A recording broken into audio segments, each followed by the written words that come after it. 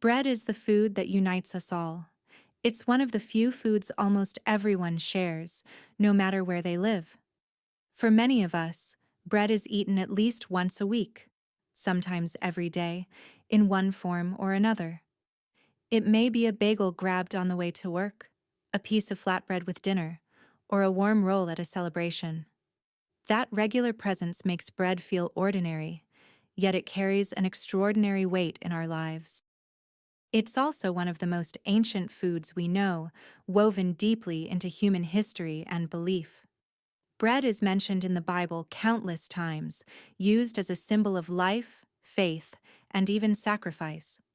Across different cultures and religions, it appears again and again, reminding us that food is never just about feeding the body, it's also about meaning, memory, and community. Think about it. Whether it's a baguette torn at a picnic, a tortilla passed around a family table, or a slice of pizza shared among friends, bread often carries a message that goes beyond taste. It tells us we belong, that we're part of something larger. It has been offered in peace, demanded in protest, and cherished in celebration. This simple food links us across time and place. From the earliest hearths to modern kitchens, bread has been there, a steady companion through joy and hardship.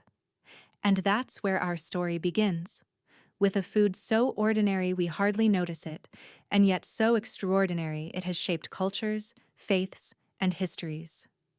Bread is far more than something we eat. It is, and has always been, a story worth telling. Today, we're diving into the story of bread, a food that is at once ordinary and astonishing. Think about how often bread shows up in daily life. For some people, it's the toast they grab in the morning without a second thought. For others, it's the centerpiece of a sacred table, woven into prayers and rituals that have been passed down for centuries. Wherever you look, bread is there, steady, familiar, dependable. But bread has also been dramatic. Whole communities have risen and fallen depending on whether there was enough grain to grind and dough to bake. Bread has sparked revolts, inspired poetry, and carried soldiers through long marches. It has meant survival in hard times and celebration in joyful ones. It's hard to find another food that has carried so many different roles, from nourishment to symbol, from comfort to cause for unrest. In this episode, we're going to follow that trail.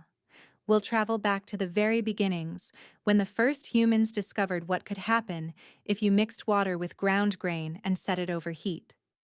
We'll look at how different cultures shaped bread in their own image. Flatbreads blistered over stone, airy loaves born from clay ovens, tortillas rolled fresh on griddles. And we'll explore why bread still matters, even in a world where so many other foods crowd our shelves. So get comfortable, maybe with a warm slice nearby if you're lucky. Together, we'll trace the journey of bread, the food that has been with us from the earliest hearths to our modern tables, and shows no sign of leaving anytime soon. The story stretches back more than 12,000 years to the time when people first began to plant and harvest crops rather than wander as hunters and gatherers. Before fields and farms, families lived by moving with the seasons, picking berries, digging roots, and chasing herds. That changed when some groups noticed how wild grains like barley, einkorn, and emmer wheat could be gathered and stored. Those plants didn't look like much, stiff stalks with tough seeds, but they held a promise. When crushed and mixed with water, then laid on hot stones near a fire, they turned into something entirely new: flatbread. Simple to us now, but for those early people it must have felt like a small miracle. Archaeologists have found traces of this moment. In northeastern Jordan, at a site called Shubayka 1, tiny blackened crumbs were discovered in a Stone Age fireplace. When scientists studied them under a microscope, they found clear evidence of ground grains mixed with water and baked, the earliest proof of bread making, nearly 14,000 years old. These were not farmers yet, but foragers experimenting with plants. That experiment may have encouraged them to grow more grain, since they now had a reason to return to the same spots again and again.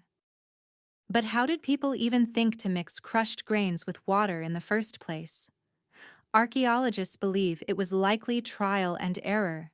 Families were already boiling roots and seeds in water to make them softer, so it's not hard to imagine someone stirring ground grain into a little water and heating it by the fire.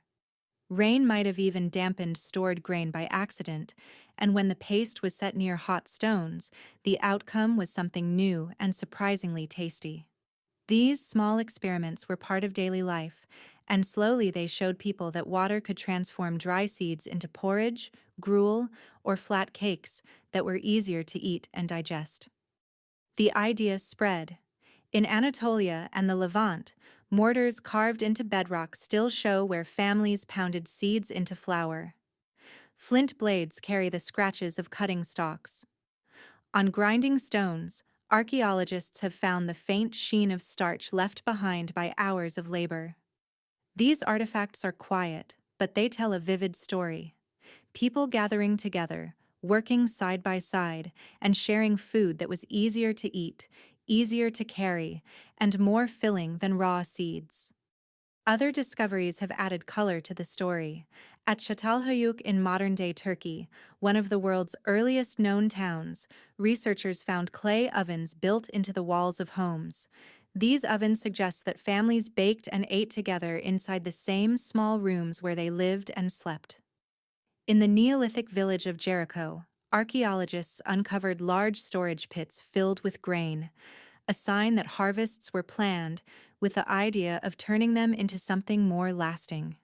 Even in Europe, at sites along the Danube, charred remains of ancient loaves have been recovered, some with imprints of baskets or hands still visible on the surface. These are not just fragments of food, but fragments of daily life, showing how central this discovery became. One can imagine the scene. A small group huddled near a fire at dusk, smoke rising into the cool air, someone patting out dough and laying it on a flat stone. Children wait close by, noses catching the smell of roasted grain for the first time. What was once bitter and tough has become warm and fragrant, something that fills the stomach and comforts the spirit. That discovery alone may have been reason enough to stay in one place. And once the habit of making food like this took hold, the idea of moving constantly may have seemed less appealing. Why wander when the hearth gave warmth, safety, and a steady meal? From these beginnings, villages slowly appeared around fertile fields. Stored grain became wealth, and sharing food became the heart of community life. Over time, this shift marked the step from wandering bands to settled societies, with bread, in its earliest, simplest form, at the center of it all. The crumbs found in ancient hearths may look insignificant, but together they tell the story of how people first began to build a life that looked like our own. In Egypt, bread was life. Ancient Egyptians developed some of the earliest leavened loaves, letting wild yeast from the air work its slow magic on dough. Clay ovens baked thousands of shapes and sizes, from small flat discs to tall cone-shaped loaves, often flavored with honey, dates, or herbs. Archaeologists have found tomb paintings and even preserved loaves that show how common bread was, around 2500 BCE. It was food, currency, and offering all in one. Workers who built the pyramids were paid in daily rations of bread, beer, and onions, a diet that kept a massive workforce going. To Egyptians, grain and bread were gifts of the gods, central to both life and afterlife. In fact, one letter from the Middle Kingdom tells of a worker pleading for more bread as payment, a reminder that for ordinary people, bread meant survival. In Greece, bread-making rose to the level of art by about 500 BCE.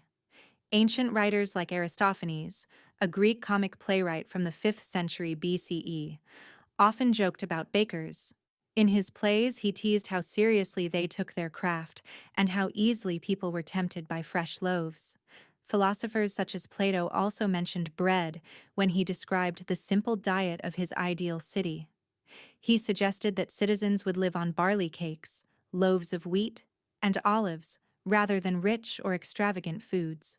Those extravagant foods included roasted meats, rich sauces, honey cakes, and imported delicacies such as figs and dates that only the wealthy could afford. Common people often ate simple barley breads. Wealthier households might enjoy wheat loaves shaped into rounds. Some breads were even flavored with herbs, cheese, or olives, giving them extra taste and variety. Barley was coarse and practical, while wheat was finer and more prized. Some loaves were shaped into animals for festivals, while others were flat and carried on journeys. The Romans adopted this love of bread and took it further. They built water-powered mills to grind grain, organized large public bakeries, and provided free or subsidized bread to citizens of Rome. For poor families, bread was dark and dense. For the wealthy, white bread was a clear sign of status. By the 1st century CE, bread had become a cornerstone of daily life across the Mediterranean. A Roman writer named Juvenal came up with the phrase, bread and circuses. What he meant was that as long as the people were given free food and plenty of public entertainment, like games and shows, they would stay satisfied and not complain about politics or hardship. Around the same time, across the Middle East, bakers were developing flatbreads like pita. These round pieces of dough, baked at high heat, puffed up and left hollow centers perfect for filling. In Persia, ancient texts from 500 BCE mention thin breads cooked on hot stones or griddles. These were the ancestors of lavash and sangak, still eaten today. Lavash is a thin, soft flatbread that can be folded or rolled, often baked quickly against the hot walls of a clay oven. Sangak, whose name means little stone, is a long, chewy flatbread baked on a bed of small river stones, giving it a bumpy surface and nutty flavor. Flatbreads were mentioned in Persian poetry, described as companions to stews and grilled meats. In South Asia, wheat and millet supported breads like chapati and later naan, baked inside clay tandoor ovens. Ancient Sanskrit texts mention flatbreads served with ghee or lentils. These breads were more than food. They became the companion of meals, a tool for eating, and a cultural marker. In Asia, rice was the dominant grain, but wheat breads also had their place. In northern China by the Han Dynasty, around 200 BCE, cooks steamed leavened buns called mantu and baked flatbreads on clay griddles. In Central Asia, nomadic groups baked flatbreads on the walls of clay ovens, a tradition that spread widely along trade routes. Stories from travelers on the Silk Road described simple round breads offered in roadside inns, a gesture of welcome and hospitality. Farther west, in the Americas, corn became the main grain. By about 1500 BCE, indigenous peoples in Mesoamerica were already making tortillas from nixtamalized maize, corn soaked in lime water so the body could absorb its nutrients. These tortillas were cooked on flat clay griddles called comals. They came out soft and flexible, perfect for wrapping other foods. Much later, during the height of the Mayan and Aztec civilizations, books and carvings show people carrying baskets filled with tortillas. These images come from more than 1,000 years after tortilla making began, but they prove how central tortillas had become in everyday life. In South America, people used cassava roots to make flatbreads in the Amazon basin. In the Andes, families baked with quinoa and amaranth flours, turning local plants into filling breads. Each type of bread matched the land it came from and the crops that could grow there. By about 1000 CE, nearly every part of the world had its own bread tradition, shaped by local grains and local fires. From Ethiopian injera made of teff, to Middle Eastern kubs, to Central Asian naan, bread was woven into daily meals and community gatherings.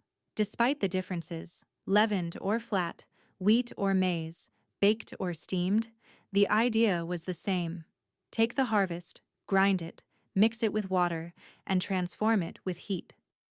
This shared practice linked cultures across vast distances, turning simple seeds into the most human of foods. And woven into these loaves and flatbreads are the stories of workers demanding their daily ration, poets celebrating meals, and travelers remembering the taste of bread shared far from home. Bread has always been more than food. It carries meaning, belief, and emotion wherever it appears.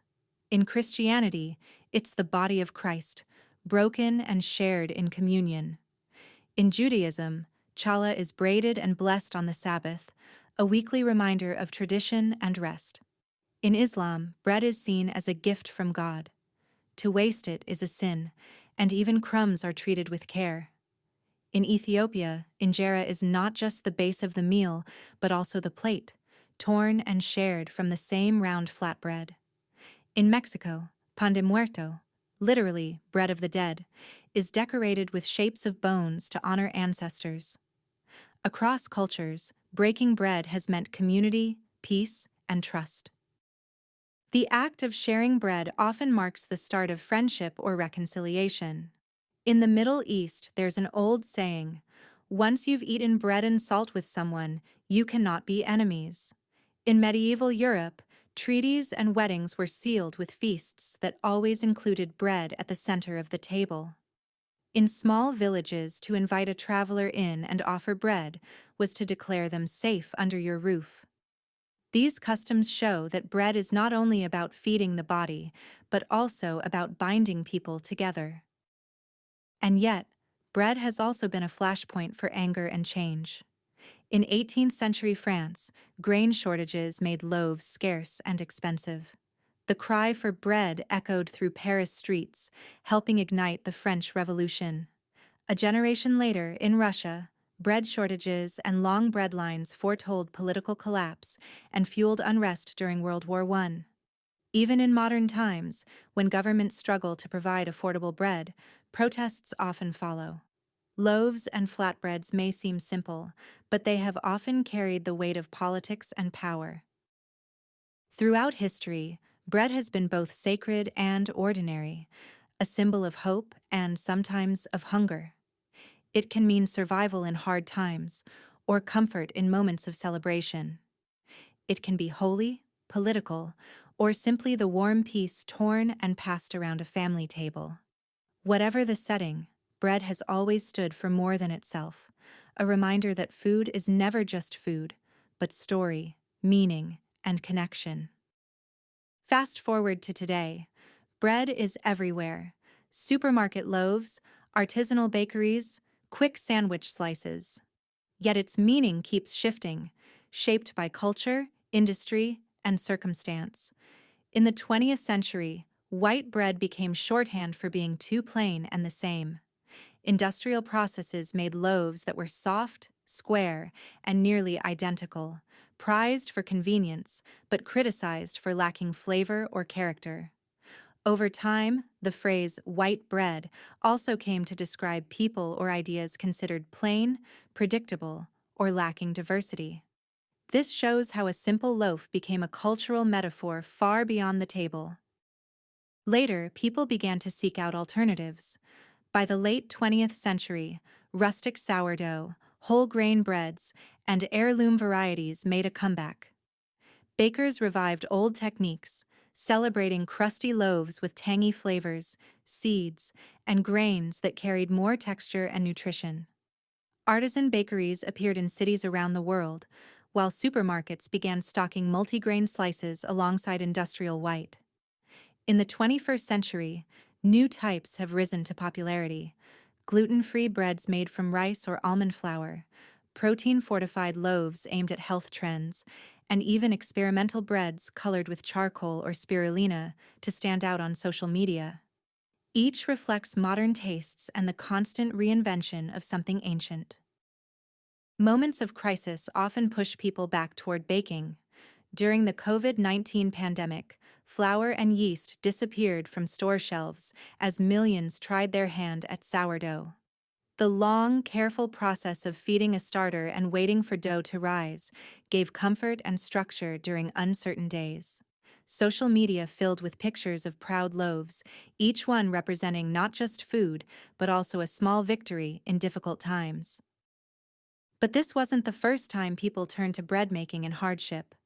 During World War I and II, families baked at home when rationing made store-bought bread scarce. Governments even promoted victory breads, made with mixed flours, stretching wheat with barley, oats, or even potato to make supplies last. In Britain, the Ministry of Food encouraged people to bake the national loaf, a dense wholemeal bread that became a staple during the war years. In the United States, community cookbooks circulated recipes for ration-friendly breads, reminding families that creativity in the kitchen was as important as conservation. The Great Depression also saw a return to baking. For many families, baking bread at home was cheaper than buying, and the smell of a loaf in the oven brought reassurance when little else felt secure. Even earlier, in times of famine or crop failure, stretching flour with chestnuts, beans, or other substitutes kept people alive. These patterns show a clear rhythm in history.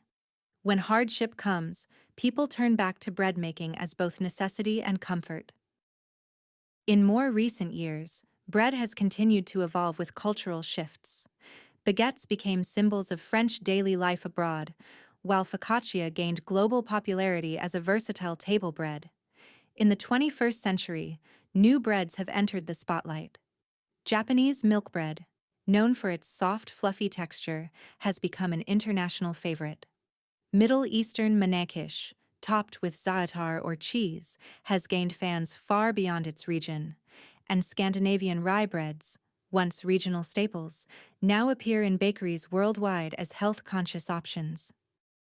These examples remind us that bread has always been tied to resilience and reinvention. In calm times, it may be a daily convenience, but in hardship, it becomes a symbol of self-reliance and care. Whether in a farmhouse kitchen a century ago, a wartime household baking with substitutes, or a city apartment during lockdown, the act of mixing flour, water, and yeast links people to a long tradition of finding comfort in the simplest of foods. Bread connects us to our ancestors while adapting to our present. Each loaf is both ancient and new, shaped not only by the oven but also by the times we live in. So the next time you tear into a crusty loaf or unwrap a soft sandwich roll, pause for a moment. Think of the hands across history that shaped grain into bread and the countless meals that have begun with its breaking. Each loaf you touch connects you, in some small way, to ancient hearths and modern kitchens alike. It is not just food on your plate, but a thread that ties together farmers, bakers, families, and friends across centuries. Imagine the millers grinding grain by hand, the bakers rising before dawn to light ovens, the parents saving the best piece of crust for their children. Bread has carried so many stories, of hardship when grain was scarce, of joy when festivals filled tables, of quiet daily meals that passed without record but built the rhythm of life. Even in moments of turmoil, bread has been the one thing people reached for: to share, to survive, to celebrate.